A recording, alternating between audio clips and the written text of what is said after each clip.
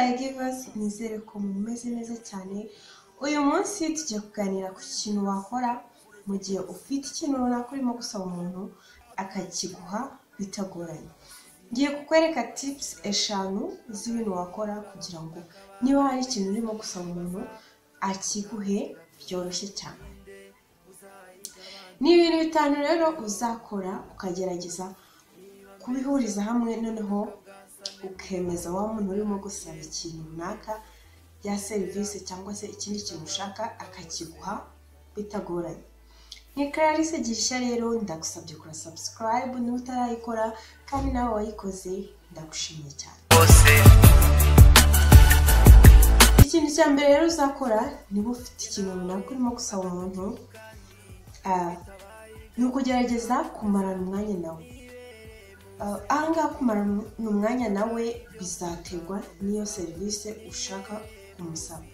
Niba ikintu ushaka kumusaba ari ikintu kigoranye, bizasaba ko n'umwanya mumarana kugira ngo ubone kumubwira bwa busabe bwawe nawo uba ari munini, kugira ngo yumve ko uri umuntu uri close, yumve ko uri umuntu w'inshuti ye, bikorohere cyane kuba yakwemerera yaguha cya kintu urimo kumusaba. Ikintu cya kabiri rero uzakora ni ukugerageza gusobanura neza ikintu ushaka, impamvu gishaka, ndetse n'ikintu kizakumarira cyangwa se umumaro wo kuba wagihabwa.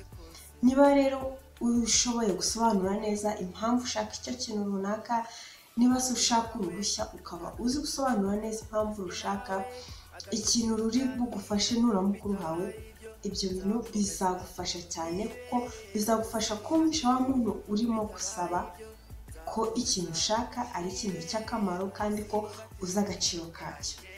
So rero nubishobora bizakorohereza ko wabona cya kintu mu buryo bworoshye.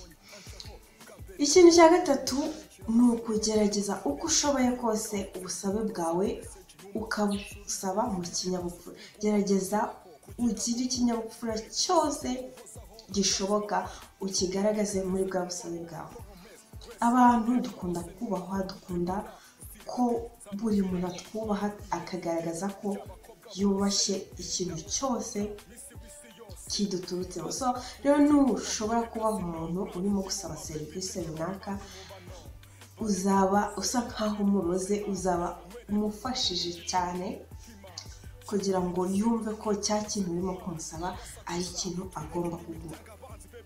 Ikintu cya kane aricyo navuga ko ari rwo rufunguzo rwo kugira ngo ikintu ushaka ugihabwe, ni ukugerageza kumwereka inyungu ze. Ahangaha reka mbisobanure gutya: gerageza kwerekana inyungu wa muntu urimo gusaba serivisi afite mu busabe bwawe. Akenshi iyo ushaka ikintu runaka ni wowe kiba gifitiye inyungu, ni wowe kiba gisa nkaho kibabaje, ni wowe kiba gifitiye umumaro munini. Ariko gerageza muri bwa busabe bwawe ushakemo akantu keza, niyo kaba kamwe wa muntu ushakaho serivisi gasa nkaho ari inyungu ye. Urugero, ushobora kuba ushaka ko umuntu akuguriza amafaranga. Icyo gihe niba ushaka guha amafaranga, ni wowe bifite inyungu, ni wowe ibintu bisa nkaho ari umumaro wose uzajyaho. Ariko ushobora kumwereka ko naramuka kugurije amafaranga uzamwungukira, uzamwishyura ushyizeho inyungu.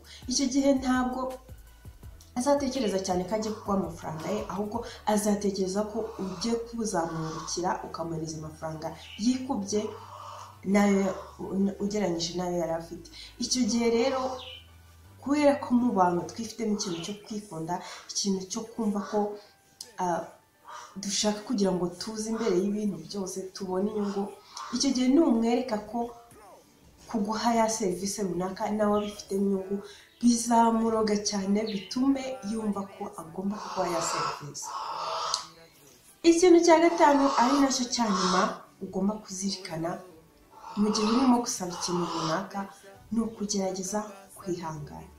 Niba ubusabe bwawe wamaze kuba umuntu akaba atagusubiza cyangwa se atarakubwira yego ku kintu runaka wamusabye, gerageza wihangane.